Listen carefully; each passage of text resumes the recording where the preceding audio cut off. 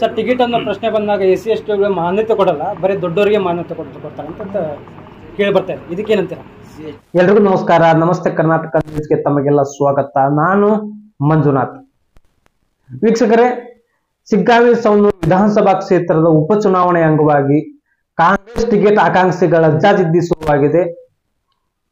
ಅದರ ಉಸ್ತುವಾರಿ ವಹಿಸಿಕೊಂಡು ಬಂದಂತ ಶ್ರೀ ಸತೀಶ್ ಜಾರಕಿಹೊಳಿ ಅವರು ನಿನ್ನೆ ನಡೆದ ಪತ್ರಿಕಾಗೋಷ್ಠಿಯಲ್ಲಿ ಟಿಕೆಟ್ ಆಕಾಂಕ್ಷಿಗಳ ಬಗ್ಗೆ ಏನು ಅಭಿಪ್ರಾಯ ವ್ಯಕ್ತಪಡಿಸಿದ್ರು ಹಾಗೂ SC ST ಗೆ ಟಿಕೆಟ್ ಕೊಡಿ ಅಂತ ಕೇಳಿದಾಗ ಏನಂತ ಹೇಳಿದ್ರು ಅಂತ ವಿವರವಾಗಿ ನೋಡೋಣ ಬನ್ನಿ.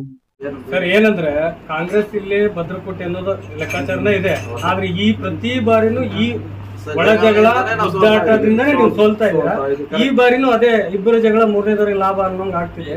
ಏನ್ ಹೇಳಿ ಹೋಗ್ತೀರಿ ಸರ್? ಆಗಬಾರ್ದಂತೆ ನಮಗೆ ಅಧ್ಯಕ್ಷರು CM ಅವರು ಮುಂಚಿತವಾಗಿ ಹೇಳಿದ್ದಾರೆ. ಈಗಾಗಲೇ ನಾವಿಲ್ಲಿ ಕೆಲಸ ಶುರು ಮಾಡಿದ್ದೀವಿ. ನಮಗೂ ಕೂಡ ಇಲ್ಲಿ ಇಂಚು ಕೂಡ ಮಾಹಿತಿ ಇದೆ. ಇವತ್ತು ತಿಂಗಳಲ್ಲಿ ತಗೊಂಡಿದ್ದೀವಿ. ಇನ್ನೂ 3-4 ತಿಂಗಳು ಎಲೆಕ್ಷನ್ ಇದೆ. ಸೊ ಆ ರೀತಿ ಆಗಬಾರ್ದು, ನಮ್ಮಲ್ಲಿ ಒಡಕಾಗಬಾರ್ದು, ಮತಗಳ ವಿಭಜನೆ ಆಗಬಾರ್ದು ಅನ್ನೋದು ನಮ್ಮ ಆ ದೃಷ್ಟಿಯಲ್ಲಿ ಮುಂಚಿತವಾಗಿ ಸಂಘಟನೆ ಮಾಡಲಿಕ್ಕೆ ಅಧ್ಯಕ್ಷರು CM ಅವರು ನಮಗೆ ಸೂಚನೆ ಕೊಟ್ಟಿದ್ದಾರೆ. ಮಾಡ್ತದೆ, ಇನ್ನೂ ಟೈಮ್ ಇದೆ. ನಮ್ಮ AIC ಅವರೇ ಮಾಡ್ತಾರ, ಅವ್ರು ಮಾಡ್ತಾರ ಅಂತಿಮವಾಗಿ. ಟಿಕೆಟ್ ಕೊಡೋದು ಬಿಡೋದು ಅದು ಅಲ್ಲಿ ಇಲ್ಲಿ ಈ ಮಟ್ಟದಲ್ಲಿ ಆಗೋಲ್ಲ. ಕೇಳೋರೆಲ್ಲ ಕೇಳಲಿಕ್ಕೆ ಸ್ವತಂತ್ರ ಇದ್ದಾರೆ, ಕೇಳ್ತಾರ. ಅಂತಿಮವಾಗಿ ಅಧ್ಯಕ್ಷರು CM ಅವರು ಇದ್ದಾರೆ, ನಿರ್ಣಯ ತಗೋತಾರ. ಇನ್ನು ಅವ್ರು ತಿಳ್ಕೊಬೇಕಿಲ್ಲ. ಈಗ ನಾವೇನ್ ಮಾಡೋದು? ನಾವು ಟಿಕೆಟ್ ಕೇಳತ್ತಿಲ್ಲ, ಕೇಳೋರು ತಿಳ್ಕೊಬೇಕು. ಶಿಸ್ತು ಇರಬೇಕು. ಪಕ್ಷ ಅಂದ್ರೆ ಒಂದು ಶಿಸ್ತು, ಪಕ್ಷ ಇರ್ತೈತೆ, ತಿಳ್ಕೊಬೇಕು. ಈ ತರ ಗಲಾಟೆ ಮಾಡಿದ್ರೆ ಸೊ ಪಕ್ಷ ಬೇರೆ ರೀತಿಯಲ್ಲಿ ಚಿಂತನೆ ಮಾಡಬೇಕಾಗ್ತೈತೆ, ಬೇರೆ ದಾರಿಯಲ್ಲಿ ಚಿಂತನೆ ಮಾಡಬೇಕಾಗ್ತದೆ. ಸರ್, ಅಲ್ಪಸಂಖ್ಯಾತರನ್ನು ಹೊರತುಪಡಿಸಿ ಲಿಂಗಾಯತರು ಕೊಡಬೇಕು ಅನ್ನುವಂತ ಕೂಗು ಕೂಡ ಕೇಳಿದ್ರೆ ಸರ್, ಆ ವಿಚಾರದಲ್ಲಿ ಲಿಂಗಾಯತರಿಗೆ OBC ಅವ್ರು ಕ್ಲೇಮ್ ಮಾಡ್ತಿದ್ದಾರೆ, ಅವರು ಕೂಡ ಕ್ಲೇಮ್ ಮಾಡ್ತಿದ್ದಾರೆ. ನಮಗೆ ನಮ್ಮ ಸಂಖ್ಯೆ ಹೆಚ್ಚೈತಿ ಅಂತ ಮುಸ್ಲಿಂ ಕೂಡ ಅವರು ಕ್ಲೇಮ್ ಮಾಡ್ತಿದ್ದಾರೆ. ಸೊ ಅವ್ರವ್ರದ್ದು ಕ್ಲೇಮ್ ಮಾಡ್ತಿದ್ದಾರೆ. ಅಂತಿಮವಾಗಿ ಮುಖ್ಯಮಂತ್ರಿ ಅಧ್ಯಕ್ಷರು ಏನು ನಿರ್ಣಯ ತಗೋತಾರೆ ಅವ್ರಿಗೆ ಎಲ್ಲರೂ ಬದ್ಧರಾಗಿರಬೇಕು. ಇನ್ನೊಂದು, ಈ ಶಿಗ್ಗಾಂವಿ ವಿಧಾನಸಭಾ ಕ್ಷೇತ್ರದ ಒಳ ಒಪ್ಪಂದ ರಾಜಕಾರಣ ಆಗ್ತಾ ಇದೆ ಅನ್ನುವಂತ ಆರೋಪವನ್ನು ಹೇಳಿದ್ದಾರೆ. ಅದಕ್ಕೆ ಯಾವ ರೀತಿ ಸೂಚನೆ ಅದನ್ನು ಮಾಡ್ಲಿಕ್ಕೆ ಸರಿ ಅವಕಾಶ ಇಲ್ಲ. ಇಡೀ ಮಂತ್ರಿಗಳು, ಬೇರೆ ಲೀಡರ್ಗಳು, ಶಾಸಕರಲ್ಲಿ ಬರ್ತಾರೆ ಚುನಾವಣೆ ಮಾಡ್ಲಿಕ್ಕೆ ಉಸ್ತುವಾರಿ. ಮುಂಚೆ ಏನಾಗ್ತದ್ರೆ ಅವ್ರ ಪಾಡಿಗೆ ಅವ್ರು ಮಾಡ್ತಿದ್ರು. ಈ ಸರಿ ಬಹಳಷ್ಟು ಮಂತ್ರಿಗಳು ಇರ್ತಾರೆ, ಇಲ್ಲಿ ಶಾಸಕರು ಇರ್ತಾರೆ, ನಮ್ಮ ಪಕ್ಷದ ಕಾರ್ಯಕರ್ತರು ಇರ್ತಾರೆ. ಹಾಗಾಗಿ ಅದು ಅವಕಾಶ ಬಹಳ ಕಡಿಮೆ. ಇಲ್ಲ ನೋಡಿ, ಸ್ಥಳೀಯರಾಯ್ತು, ಹೊರಗಾಯ್ತು. ಒಂದ್ಸಲ ಒಬ್ರಿಗೆ ಕೊಟ್ಟಿದ್ದಾರೆ. ಈಗ ಅದನ್ನು ಅವಾಗ ಚಿಂತನೆ ಮಾಡಬೇಕಾಗಿತ್ತು ಪಕ್ಷ ಅಥವಾ ಇಲ್ಲ ಅವರು. ಈಗ ಅವರು ಕೂಡ ಸ್ಥಳೀಯರಂತ ಕನ್ಸಿಡರ್ ಮಾಡ್ತಿದ್ರು. ಈಗ ಹಳಬ್ರು ಇದ್ದಾರೆ, 4 ಸಾರಿ ಸೋತಿದ್ದಾರೆ. ಬೇರೆ ಪಕ್ಷದಿಂದ ನಮ್ಮಲ್ಲಿ ಬಂದವರು ಅವರು ಆಕಾಂಕ್ಷಿಗಳಿದ್ದಾರೆ, ಭಾಳಷ್ಟು ಜನ ಇದ್ದಾರೆ. ಅಂತಿಮವಾಗಿ ಗೆಲ್ಲುವಂಥ ಕ್ಯಾಂಡಿಡೇಟನ್ನು ಹುಡುಕ್ಬೇಕಾಯ್ತು ನಾವು. ಇದೆಲ್ಲ ಲೆಕ್ಕಾಚಾರ ಸುಳ್ಳು. ಅಂತಿಮವಾಗಿ ನಾಳೆ ಚುನಾವಣೆ ನಾವು ಗೆಲ್ಲಬೇಕು, ಅದು ಅಂತಿಮ ಲೆಕ್ಕಾಚಾರ. ಪಾಪ್ಯುಲರ್ ಇರ್ಬೇಕ್ರೆ, ಎಲ್ಲ ಸಮುದಾಯಗಳನ್ನು ಒಪ್ಕೋಬೇಕು. ನಾಳೆ ಅವ್ರ ಜೊತೆ ಹೋಗುವಂತ ಇರಬೇಕು. ಎಲ್ಲ ಸಾಕಷ್ಟು ಮಾನದಂಡಗಳ ಅಭ್ಯರ್ಥಿ ಆಯ್ಕೆ ಇದಾವೆ, ಅವ್ರು ಮಾಡ್ತೇವೆ. ಈ ಅಖಂಡ ಧಾರವಾಡ ವಿಚಾರಕ್ಕನ್ನ ಅಲ್ಪಸಂಖ್ಯಾತರಿಗೆ ಟಿಕೆಟ್ ಕೊಟ್ಟಿದ್ರಲ್ಲ, ಇಲ್ಲೇ ಕೊಟ್ಟಿದ್ವಿ. 4 ಸಾರಿ ಕೊಟ್ಟಿದ್ವಿ, 5 ಸಾರಿ ಕಂಟಿನ್ಯೂ ಸತತವಾಗಿ ಕೊಟ್ಟಿದ್ವಿ. ಈ ಸಲ ಏನಾದ್ರು ಬದಲಾವಣೆ ಮಾಡೋ ವಿಚಾರ ಇದೆ? ಇಲ್ಲ, ಅದು ಅಂತಿಮವಾಗಿ ನಾವು ಚುನಾವಣೆ ಮಾಡೋದಷ್ಟೇ ನಮ್ಮ ಜವಾಬ್ದಾರಿ. ನಾವು ಬಂದದ್ದು ಚುನಾವಣೆ, ಸಂಘಟನೆ. ಯಾರು ನಮ್ಮ ಜೊತೆ ಇಲ್ಲ ಅವ್ರು ನಮ್ಮ ಪಕ್ಷಕ್ಕೆ ಸೇರ್ಪಡೆ ಮಾಡ್ಕೊಳ್ಳಿಕ್ಕೆ ನಾವು ಬಂದಂಥ ಕಾರ್ಯಕ್ರಮ. ಟಿಕೆಟ್ ಕೊಡೋದು ಬಿಡೋದು ಅದು ನಾಳೆ ಟೀಮ್ ಬರ್ತೈತೆ. ನಾಳೆ ಟಿಕೆಟ್ ಕೊಡೋದು ನಾಳೆ ಅಥವಾ ನಾಳೆ ಬರ್ತಾ ಇದೆ, ನಾಳೆ ಬರ್ತಾರೆ.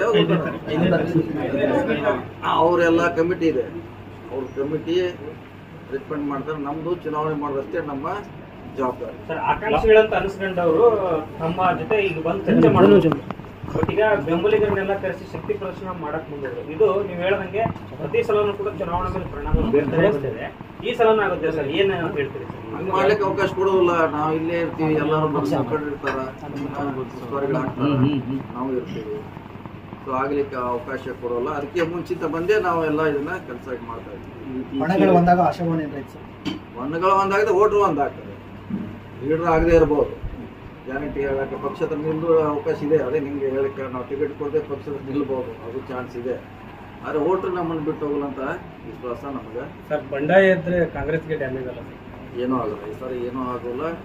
ಕಾಂಗ್ರೆಸ್ ಪಕ್ಷದ ವೋಟ್ ಸರ್ ಶಿಗ್ಗಾಂವ್ ಈ ಒಂದು ಎಲೆಕ್ಷನ್ ಖಂಡಿತವಾಗಿ ನಿಮ್ಮ ನೇತೃತ್ವದಲ್ಲಿ ಗೆಲುವು ಸಾಧಿಸುತ್ತಾ ಆ ಭರವಸೆ ಇದೆ? ನಮ್ಮ ನೇತೃತ್ವದಲ್ಲಿ ಇಲ್ಲ, ಎಲ್ಲ ಸಾಮೂಹಿಕ ನೇತೃತ್ವ ಆಗಿದೆ. ಇನ್ನೂ ಬಹಳ ಜನ ಬರ್ತಾರೆ ಇಲ್ಲಿ ಉಸ್ತುವಾರಿ ಮಾಡಲಿಕ್ಕೆ, ನಮಗೂ ಕೂಡ ಜವಾಬ್ದಾರಿ ಕೊಟ್ಟಿದ್ದಾರೆ. ನಮ್ಮ ಜವಾಬ್ದಾರಿನ ನಿಭಾಯಿಸ್ತಾ ಇದ್ದೀವಿ. ಈ ಚಿರಾಡದವರು ಕೂಗಾಡದವ್ರ ಮೇಲೆ ಏನಾದ್ರು ಆಕ್ಷನ್ ಮಾಡ್ತಿರ್ತಾ?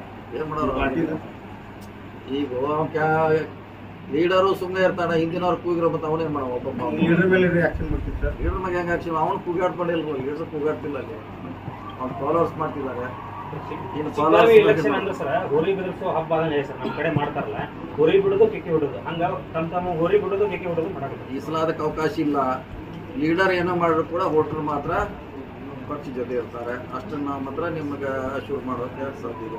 ಈ ಕ್ಷೇತ್ರ ಮಾಜಿ ಸಿಎಂ ಸ್ಪರ್ಧಿಸಿದಂತ ಕ್ಷೇತ್ರ, ಅವರು ಇದರಿಂದ ಈಗ ತೆರವಾಗಿರುವಂತ ಕ್ಷೇತ್ರ. ಅವ್ರು ಮಾತಾಡ್ತಾರ ಪ್ರತಿಷ್ಠೆಯಾಗಿ ತಗೊಂಡಿದ್ದೀನಿ, ನಾ ಈ ಬಾರಿ ಗೆದ್ದೇ ಗೆಲ್ಲಿಸ್ತೀನಿ ಅನ್ನುವಂತ ಮಾತುಗಳನ್ನು ಹೇಳ್ತಾ ಇದ್ದಾರೆ ಅವ್ರ ಬಸವರಾಜ ಪಾರ್ಟಿ ಬೊಮ್ಮಾಯಿ. ಆ ಪಾರ್ಟಿಗೆ ನಾವು ಹೋಗಲ್ಲ, ನಮ್ದಲ್ಲ. ಅವ್ರು ಏನ್ ಅಲ್ಲ, ಹೇಳಿದ್ರು ಅವರು ಪ್ರತಿಷ್ಠೆಯಾಗಿ ತಗೊಂಡಿದ್ದಾರೆ, ಇವರು ಗುದ್ದಾಡ್ಕೊಂತ ಇದ್ದಾರೆ. ನಿಮ್ ಗೆಲುವಿಗೆ ಇದು ಆ ಅಡ್ಡಿ- ಪಾರ್ಟಿ ನಮ್ಗೆ ಸಂಬಂಧಪಟ್ಟದಲ್ಲ, ಬಿಜೆಪಿ ಪಾರ್ಟಿ. ನಮ್ಮ ಪಾರ್ಟಿ ಅಷ್ಟೇ ನೋಡೋರು. ನಾವು ಕೂಡ 6 ತಿಂಗಳ ಮುಂಚೆನೆ ನಮ್ದು ತಯಾರಿ ಮಾಡ್ತಾ ಇದ್ದೀವಿ. ಸರ್ ನಿಮ್ಮ ಕಚ್ಚಾಟ ಅವ್ರಿಗೆ ಲಾಭ ಆಕತ್ತೆ ಅಂತ ಹೇಳ್ತಾರೆ.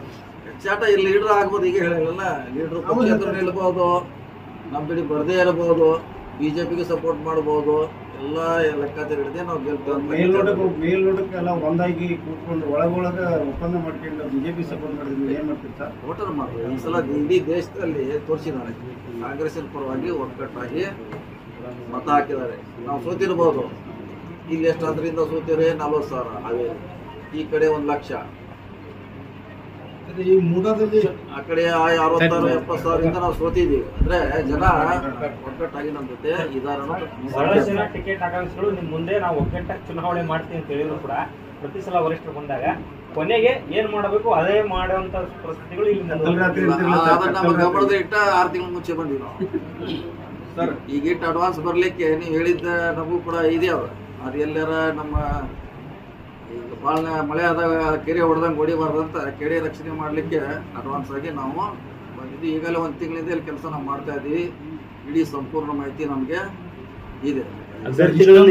ಇಷ್ಟೊಂದು ಆಕ್ರೋಶ ಹೇಳೋದಕ್ಕೆ ಕಾರಣ ಏನು ಅಂತಂದ್ರೆ, ಈಗಾಗಲೇ ಬೆಂಗಳೂರಿನಲ್ಲಿ ಕಾಂಗ್ರೆಸ್ ಅಂದ್ರೆ ಸಿಎಂ ನೇತೃತ್ವದಲ್ಲಿ, ಆ ಪಕ್ಷದ ಅಧ್ಯಕ್ಷರ ನೇತೃತ್ವದಲ್ಲಿ, ನಿಮ್ಮೆಲ್ಲರ ಸಚಿವರ ನೇತೃತ್ವದಲ್ಲಿ ಈಗಾಗಲೇ ಒಂದು ಸಭೆ ಆಗಿದೆ. ಆ ಸಭೆಯಲ್ಲಿ ಒಂದು ತೀರ್ಮಾನ ಆಗಿದೆ, ಸೊ ಸ್ಥಳೀಯರಿಗೆ ಟಿಕೆಟ್ ಕೊಡ್ತಾರೆ ಅನ್ನುವಂಥದ್ದಕ್ಕೆ ಈ ರೀತಿ ಆಗಿರುವಂಥದ್ದು. ಅದು ನಿಜಾನ ಸರ್?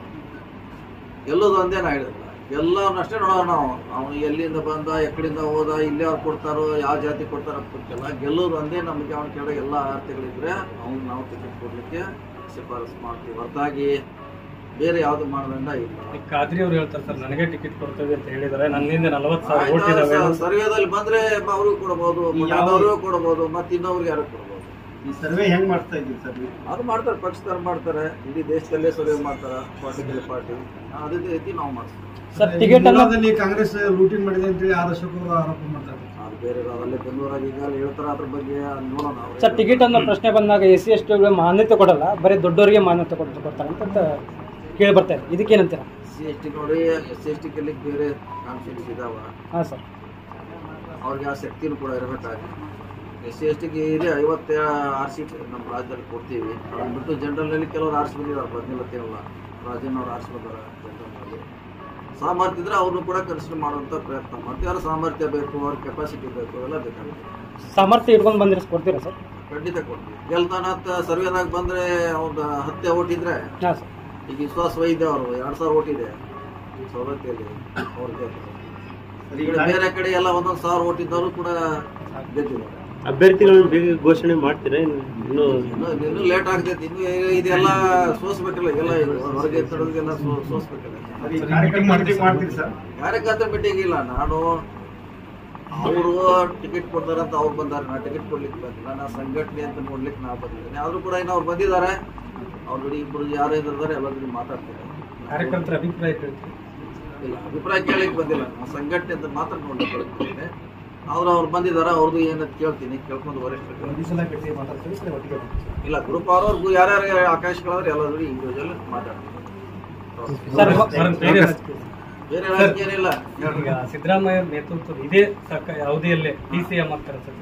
ಇಲ್ಲ, ಅದೆಲ್ಲ ಹೇಳಿಲ್ಲ. ಮತ್ತೆ ಘೋಷಣೆ ಹೋಗಿದಾರಲ್ಲ ಸರ್, ಅಲ್ಲಲ್ಲ ಯಾಕಂದ್ರೆ ಯಾಕಂದ್ರೆ ಸಿಎಂ ಈಗ ಏನಿರೋದಕ್ಕೆ ಪ್ರಶ್ನೆ ಇಲ್ಲ, ಒನ್ಲಿ ಸಿಗ್ಗಾಂವ್ ಚುನಾವಣೆ ಅಷ್ಟೇ ಇದೆ. ಸತೀಶ್ ಜಾರಕಿಹೊಳಿ ಲೋಕಸಭೆ ಅವರ ಟೈಮ್ನಾಗ ಅಭಿಮಾನಿಗಳಿಗೆ ಅವ್ರ ಲೋಕಸಭೆ ಎಲೆಕ್ಷನ್ ಅಂತ ಹೇಳಿದ್ರಿ, ಹಾ. ಈ ಸಲ ಬರೀ ಎಲೆಕ್ಷನ್ ಅಂತ ಹೇಳ್ತಿದ್ರಿ. ಇಲ್ಲ ಈಗೇನಿಲ್ಲ, ಇಲ್ಲಿ ಬಿಟ್ಟು ಅಂತ ಹೇಳಿರಲ್ಲ ಅಂತ ಮತ್ತೆ ಈಗ ನಮ್ಮ ಅಜೆಂಡಾದಲ್ಲಿ ಇಲ್ಲ ಅಂತ ಹೇಳಿದ್ರೆ ಸರ್ ನಿಮ್ಮ ಅಭಿಮಾನಿಗಳಿಗೆ ಹೇಳಿ ಈ ಅವಧಿಯಲ್ಲೇ ನೀವು DCM ಮಾಡ್ತೀರಾ? ಇಲ್ಲ ನಾ ಹೇಳೋದಲ್ಲ, ಪಕ್ಷ ಇದೆ ನಮ್ಮ ಮೇಲೆ, ನಾ ಹೇಳೋಂಥ ಪ್ರಶ್ನೆ ಇಲ್ಲ. ಆ ಥರದ ಬೇಕು ಬೇಡ ಅನ್ನೋ ನಿರ್ಧಾರ ಅವ್ರು ಮಾಡಬೇಕು, ನಾವಲ್ಲ. ನಮ್ಮ ಕಾರ್ಯಕರ್ತರು ಆದ್ರೂ ಕಾಂಗ್ರೆಸ್ನಲ್ಲಿ ಆ ಅವಕಾಶಗಳು ಬರ್ತಾ ಇಲ್ವಲ್ಲ ಸರ್? ಉತ್ತರ ಕರ್ನಾಟಕಕ್ಕೆ ಅನ್ಯಾಯ ಆಗ್ತಾ ಇದೆ. ಅವ್ರಿಗೆ ಸಾಮರ್ಥ್ಯ ಇತ್ತು, ಎಕ್ಸ್ಪೀರಿಯನ್ಸ್ ಸೀನಿಯಾರಿಟಿ ಮೇಲೆ ಕೊಟ್ಟಿದ್ರು. ನಿಮ್ಗೆ ಸೊ ಅದಕ್ಕೆ ಕಾಯ್ಬೇಕು ನಾವು. ಸರ್ ನಿಮಗೂ ನಿಮ್ಗೂ CM experience ಆಗುವಂತ ಇದೆಯಲ್ಲ? ಅದು ಅರ್ಹತೆ ಇದೆ. ಅವಕಾಶ ಅವ್ರಿಗೆ ಬಂತದು, ಅಂತ ಸನ್ನಿವೇಶದಂತೂ ಅವಕಾಶ ಬಂದಿದೆ. ಸೊ ಅದಕ್ಕೆ ನಾವು ಕಾಯ್ಬೇಕಷ್ಟೇ, ನಿಮಗೆ ಯಾವಾಗ ಗೊತ್ತಾ? ಕಾಯ್ಬೇಕಷ್ಟೇ. ಕಾದ್ ನೋಡೋಣ. ಸೊ ಎಲ್ಲ ಕಾರ್ಯಕರ್ತರ ಜೊತೆಗೆ ಹೋಗ್ತೀವಿ. ಸರ್ ಈಗ ಒನ್ ಮ್ಯಾನ್ ಒನ್ ಪೋಸ್ಟ್ ಕತೆ ಹಾಗೇನಿಲ್ಲ, ಇದೇ ರೂಲ್ಸ್ ಇದೆ ನಮ್ಮ. ಆದರೆ ಅವಕಾಶ ಸಂದರ್ಭ ಬಂದಾಗ ಅದೆಲ್ಲ ಒಂದು ಸಾರಿ ನೋಡ್ಲಿಕ್ಕಾಗಲ್ಲ. ಸೊ ನಾವೇ ರೂಲ್ಸ್ ಮಾಡಿದ್ದೀವಿ, ಒಂದು ಪೋಸ್ಟ್ ಅಂತ ಅವ್ರು ಒಂದೊಂದು ಸಾರಿ ಆಗೋಲ್ಲ. ಎರಡು ಹುದ್ದೆಗಳನ್ನ ಹೊಂದಿರ್ತಾರೆ. ಸೊ ಅದೇನು ಮಾಡ್ಲಿಕ್ಕಾಗಲ್ಲ, ಅನಿವಾರ್ಯ. ಪ್ರಬಲ ಹುದ್ದೆಯನ್ನು ಹೊಂದಿದಾಗ ಅಲ್ಲಿ ಅಭಿವೃದ್ಧಿ ಕಡಿಮೆ ಆಗುತ್ತೆ ಅನ್ನುವಂಥ ಆರೋಪ ಸರ್. ಟೈಮಿಂಗ್ ಇದೆ, ಟೈಮಿಂಗ್ ಮಾಡಿದ್ದಾರೆ ಈಗ ಹೈಕಮಾಂಡ್ ಬಗ್ಗೆ ಗಮನ ಹರಿಸ್ತಾರೆ, ಬದಲಾವಣೆ ಆಗ್ತದೆ. ಹರಿಸ್ಬೋದು ಬಹುಶಃ. ಯಾಕಂದ್ರೆ ಅವ್ರಿಗೆ ನೀವು ಹೇಳ್ದಂಗೆ ನಾವು ಮಂತ್ರಿಯಾಗಿ ಅಧ್ಯಕ್ಷರಾಗಿ ಅಥವಾ ಇನ್ಯಾವುದೋ ಖಾತೆ ತಗೊಂಡು ಸ್ವಲ್ಪ ಕಷ್ಟ. ಅದ್ರ ಬಗ್ಗೆ ನೋಡೋಣ, ಹೈಕಮಾಂಡ್ ಸೂಕ್ತ ಸಮಯದಲ್ಲಿ ಸೂಕ್ತ ನಿರ್ಧಾರ ಮಾಡ್ಬೋದು. ನೀವೇನಾದ್ರು ಮನವಿ ಮಾಡಿ. ನಮ್ದೇನು ಮನವಿ ಏನಿಲ್ಲ, ಅದು ಪಕ್ಷದ ನಿರ್ಧಾರ ಅಷ್ಟೇ.